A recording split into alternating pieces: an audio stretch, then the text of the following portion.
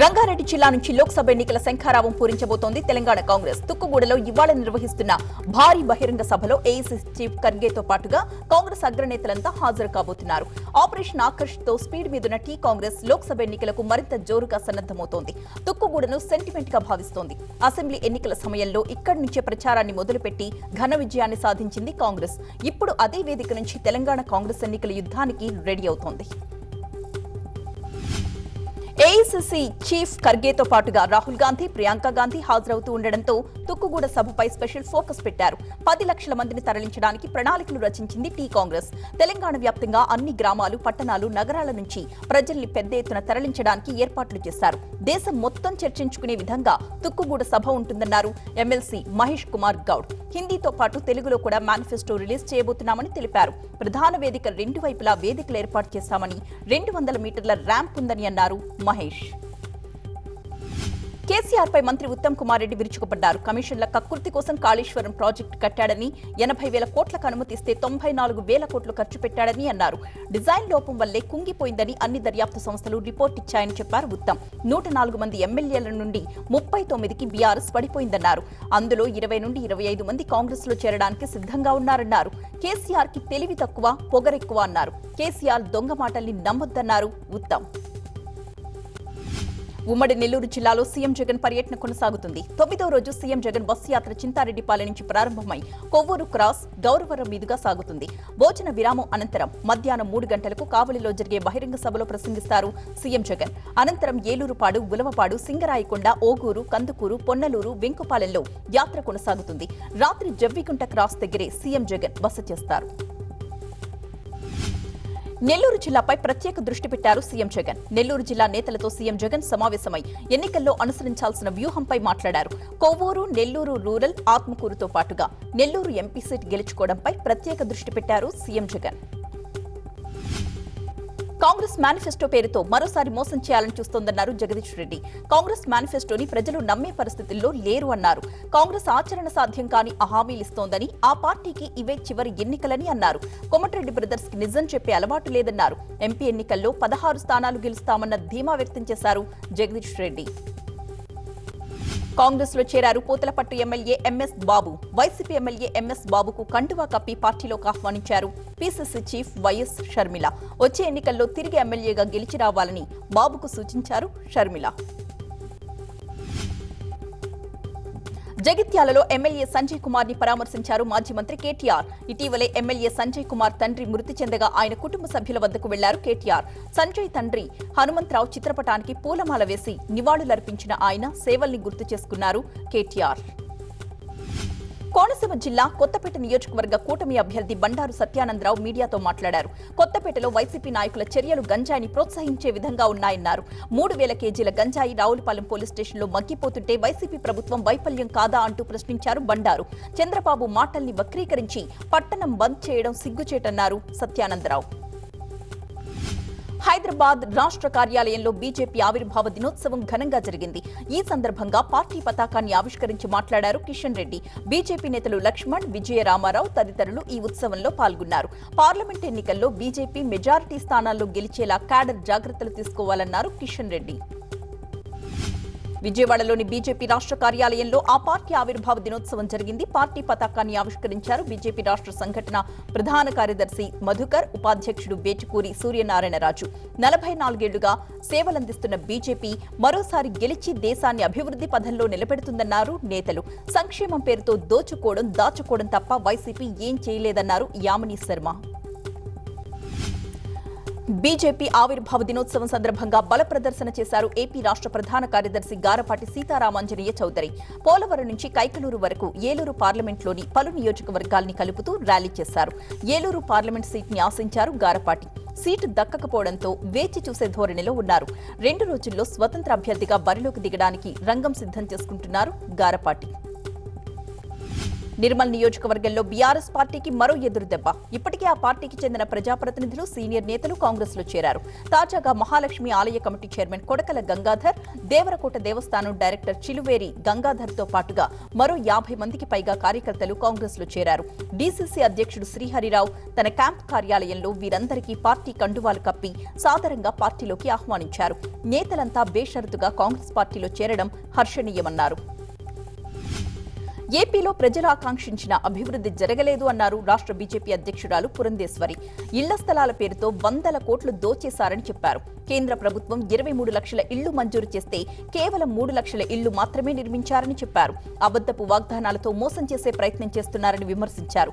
అనపర్తి అభ్యర్థి మార్పు అంశం కేంద్రం పరిధిలో ఉందన్నారు బీజేపీ ఏపీ అధ్యక్షురాలు పురంధేశ్వరి. పశ్చిమ గోదావరి జిల్లా పాలకొల్లులో చంద్రబాబు పర్యటిస్తున్నారు. నరసాపురం లోక్సభ నియోజకవర్గంలోని కూటమి అభ్యర్థులు, ముఖ్య నేతలతో చంద్రబాబు భేటీ అయ్యారు. టీడీపీ, జనసేన, బీజేపీ ముఖ్య నేతలు ఈ సమావేశానికి హాజరయ్యారు. ఎన్నికల్లో అనుసరించాల్సిన వ్యూహంపై వారికి దిశానిర్దేశం చేశారు బాబు. తెలంగాణలో బీఆర్ఎస్ రైతు దీక్షలు చేస్తోంది. సిరిసిల్లలో జరిగిన రైతు దీక్షలో పాల్గొన్నారు కేటీఆర్. సూర్యాపేటలో జగదీష్ రెడ్డి, కరీంనగర్లో గంగుల కమలాకర్ పాల్గొన్నారు. ఎండిపోయిన పంటలకి ఎకరానికి 25,000 రూపాయల పరిహారం ఇవ్వాలని, అన్ని పంటలకు బోనస్ ఇవ్వాలని డిమాండ్ చేశారు నేతలు.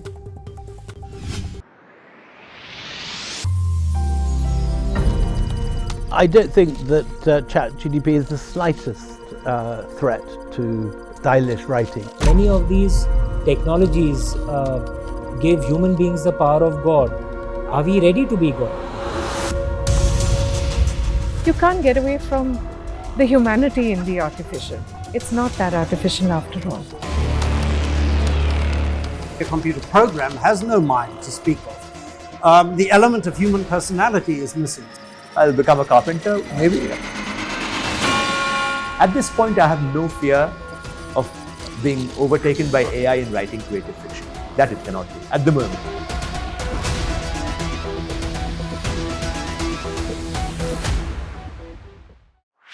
This and more. Streaming on News 9 Plus. రైతులకు ఇచ్చిన హామీలు నెరవేర్చాలన్నారు హరీష్ రావు. మద్దతు ధరకు చట్టబద్ధత కల్పిస్తామని చెప్పి బీజేపీ కూడా మాట తప్పిందన్నారు సంగారెడ్డిలో హరీష్ రావు. వడ్లు కొనబోమని కేంద్రంలోని బీజేపీ అనలేదా అని ప్రశ్నించారు. రైతు బంధు పడలేదంటే కోమటిరెడ్డి చెప్పుతో కొట్టమన్నారని గుర్తు చేశారు. రైతులకు మేలు జరిగే వరకు పోరాడుతూనే ఉంటామన్నారు హరీష్ రావు. సీబీఐ విచారణను కోర్టులో సవాల్ చేశారు ఎమ్మెల్సీ కవిత. జ్యుడిషియల్ కస్టడీలో ఉన్న తనను ప్రశ్నించడానికి సీబీఐకి అనుమతి ఇవ్వడాన్ని సవాల్ చేస్తూ పిటిషన్ వేశారు. నిన్నటి కోర్టు ఉత్తర్వుల్ని ప్రస్తావించారు కవిత లాయర్. విచారణపై ఈ రోజు నిర్ణయం తెలుపుతామని చెప్పింది కోర్టు నిర్ణయంపై సర్వత్రా ఉత్కంఠ నెలకొంది. కడప జిల్లా బద్వేల్ మున్సిపాలిటీ పరిధిలో ఉన్న భావనా నగర్లో వైసీపీ ఇంటింటి ఎన్నికల ప్రచారం జరుపుతోంది. ఎంపీ అవినాష్ రెడ్డి, ఎమ్మెల్యే సుధాలకు పూలవర్షం కురిపిస్తూ ఆహ్వానం పలికారు వైసీపీ నాయకులు, కార్యకర్తలు. తనను కలిసిన వారితో ఆత్మీయంగా మాట్లాడి ఓట్లను అభ్యర్థించారు నేతలు. రాబోయే ఎన్నికల్లో వైసీపీ గెలుపును ఎవరూ ఆపలేరన్నారు ఎంపీ అవినాష్ రెడ్డి. పాలకుర్తి రైతు దీక్ష కార్యక్రమంలో సంచలన వ్యాఖ్యలు చేశారు మాజీ మంత్రి ఎర్రబెల్లి దయాకర్ రావు. ఫోన్ ట్యాపింగ్ లో కేసులో తనను ఇరికించి జైలు పంపే ప్రయత్నం చేస్తున్నారని అన్నారాయన. జైలుకు పోతే పోతా, కానీ పార్టీ మారను అన్నారు ఎర్రబెల్లి. గతంలో రైతుల కోసం 3 సార్లు పోలీసులతో దెబ్బలు పడ్డాయని, జైలుకు పోయానని అన్నారు. పదవుల కోసం పార్టీలు మారినోడు కడియం శ్రీహరి అన్నారు. జనసేన, బీజేపీ అభ్యర్థుల్ని చంద్రబాబు నిర్ణయిస్తున్నారని ఆరోపించారు సజ్జల. కూటమిలో జనసేన, బీజేపీకి అసలు ఉనికే లేదు అన్నారు. చంద్రబాబు అనుకున్న వాళ్లకే టికెట్లు ఇచ్చుకున్నారని, బాబు ఏది చెబితే అదే జరగాలని కోరుకుంటున్నారంటూ ఎద్దేవా చేశారు. పెన్షన్స్ ఆపేశారు అన్న కారణంతోనే చంద్రబాబును వృద్ధులు బండబూడుతులు తిడుతున్నారని అన్నారు సజ్జల. అనకాపల్లి జిల్లా వైసీపీ విస్తృత స్థాయి సమావేశం జరిగింది. వైవి సుబ్బారెడ్డితో పాటు ఎన్నికల్లో పోటీ చేసిన అభ్యర్థులు, నేతలు ఈ సమావేశానికి హాజరయ్యారు. కూటమి గెలిస్తే సంక్షేమ పథకాలు ఆగిపోతాయని, పేదలంతా రోడ్డున పడతారని అన్నారు వైవి సుబ్బారెడ్డి. వైసీపీకి అండగా ఉన్నారని, పెన్షన్దారులపై కక్ష కట్టారని, వృద్ధుల మృతికి చంద్రబాబే కారణమన్నారు వైవి సుబ్బారెడ్డి. అకాల వర్షాలతో నష్టపోయిన రైతులకు ఎకరానికి 25,000 రూపాయల పంట నష్టపరిహారం వెంటనే చెల్లించాలని ప్రభుత్వాన్ని డిమాండ్ చేశారు మాజీ మంత్రి గంగుల కమలాకర్. అన్నదాతల విషయంలో ప్రభుత్వం అనుసరిస్తున్న తీరును నిరసిస్తూ కరీంనగర్లో ఆయన రైతు దీక్షను చేపట్టారు. చనిపోయిన రైతులకు 25 లక్షల ఎక్స్గ్రేషియా చెల్లించాలని కోరారు. ఎంఎస్పీతో పాటు అదనంగా 500 రూపాయల బోనస్ కూడా ఇవ్వాలని డిమాండ్ చేశారు గంగుల కమలాకర్. రైతులకు సాగునీరు ఇవ్వలేని ప్రభుత్వం మనకెందుకు అని ప్రశ్నించారు కరీంనగర్ బీఆర్ఎస్ అభ్యర్థి బోయినపల్లి వినోద్ కుమార్. రైతుల కోసం పోరాడాల్సిన సమయం ఆసన్నమైందని చెప్పారు. పంట నష్టపరిహారం, బోనస్, ఎక్స్గ్రేషియా ఇవ్వాల్సిందే అని డిమాండ్ చేశారు వినోద్. పవన్ కళ్యాణ్ పై విరుచుకుపడ్డారు కాపు ఉద్యమ నేత ముద్రగడ. పవన్ కు దమ్ము ధైర్యం ఉంటే మీడియా ముందుకొచ్చి మాట్లాడాలని సవాల్ విసిరారు. వాటన్నింటికీ సమాధానమిస్తానన్నారు. పవన్ కళ్యాణ్ 20 సీట్లను కూడా ఇచ్చేసి త్యాగ పురుషుడిగా మిగిలిపోవాలని సలహా ఇచ్చారు ముద్రగడ. జనసేన పార్టీని ప్యాక్ చేసి 2024 ఎన్నికల్లో ఇంటికి పంపించేయాలన్నారు ముద్రగడ. చంద్రబాబు ఎస్టేట్ కి పవన్ జనరల్ మేనేజర్ గా వచ్చారన్నారు ముద్రగడ. మేడ్చల్లో అక్రమ నిర్మాణాలపై మున్సిపల్ అధికారులు ఉక్కుపాదం మోపుతున్నారు. అనుమతులు లేకుండా నిర్మించిన ఎమ్మెల్యే మల్లారెడ్డి కుమారుడి షెడ్ కూల్చేశారు. స్థానిక కాంగ్రెస్ నేతల ఫిర్యాదుతోనే కూల్చివేతలు జరుగుతున్నట్టుగా సమాచారం. కాకినాడలోని ఏపీఎస్పీ బెటాలియన్ ప్రైవేట్ పాఠశాల యాజమాన్యం ఫీజు కట్టని విద్యార్థుల్ని పరీక్షలకు నిరాకరించింది. వారిని స్కూల్ బయటే నిలబెట్టేసింది. ఫీజు చెల్లిస్తేనే పరీక్షలు అంటూ హుకుం జారీ చేయడంపై ఆవేదన వ్యక్తం చేశారు తల్లిదండ్రులు. జగిత్యాల జిల్లా కథలాపూర్ మండలం భూషణ్ రావుపేట శివారులో వరి కోత మిషన్ కి విద్యుత్ తీగలు తగిలాయి. వరి కోస్తుంటే తీగలు తగలడంతో క్షణాల్లో మంటలంటుకుని కోత మిషన్ దగ్ధమైపోయింది. ఏపీలో అత్యధికంగా 43.7 డిగ్రీల ఉష్ణోగ్రత నమోదైందని వాతావరణ శాఖ అధికారి తెలియజేశారు. రానున్న 4 రోజుల్లో తీవ్రమైన వడగాల్పులు వీస్తాయని హెచ్చరించారు. ఉదయం 9 నుంచి సాయంత్రం 4 గంటల వరకు వృద్ధులు, గర్భిణులు బయటకు రావద్దంటూ సూచించారు. బంగారం ధరలు జీవితాల గరిష్టానికి చేరుకున్నాయి. 24 క్యారెట్ల 10 గ్రాముల బంగారం ధర ఏకంగా 73,081 రూపాయలకు చేరుకుంది.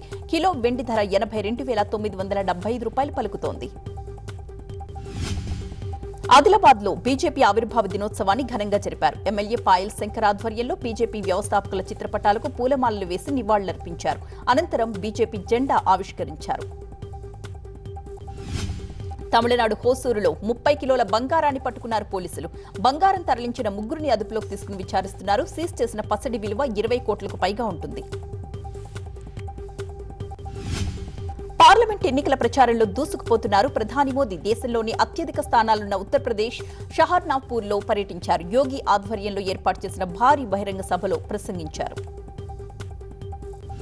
కేంద్ర మంత్రి స్మృతి ఇరానీ తమిళనాడులో పర్యటించారు. దక్షిణ చెన్నై లోక్సభ స్థానం నుంచి బీజేపీ తరపున బరిలో ఉన్న పాల్ కనకరాజుకు మద్దతుగా ప్రచారం చేశారు. భారీ రోడ్ షోకి అభిమానులు, కార్యకర్తలు వేలాదిగా తరలిరావడంతో ఆ ప్రాంతమంతా కూడా కాషాయమయంగా మారింది. అయోధ్యలో శ్రీరామనవమి వేడుకలకు సన్నాహాలు ప్రారంభమయ్యాయి. ఏప్రిల్ 17న శ్రీరామనవమి వేడుకలు చూడడానికి దేశ ప్రజలంతా ఆసక్తితో ఎదురుచూస్తున్నారు. ఆలయ నిర్మాణం తర్వాత తొలి నవమి కావడంతో రాముడి కళ్యాణం చూడడానికి ఉత్సాహం కనబరుస్తున్నారు. ఐపీఎల్లో ఇవాళ రాజస్థాన్ రాయల్స్ జట్టుతో రాయల్ ఛాలెంజర్స్ బెంగళూరు తలపడనుంది. జైపూర్ వేదికగా రాత్రి 7:30 గంటలకు మ్యాచ్ ప్రారంభం కానుంది. పాయింట్ల టేబుల్లో దిగువన ఉన్న బెంగళూరు రాజస్థాన్తో పోరులో ఎలాగైనా గెలవాలి అన్న కసితో బరిలోకి దిగుతోంది.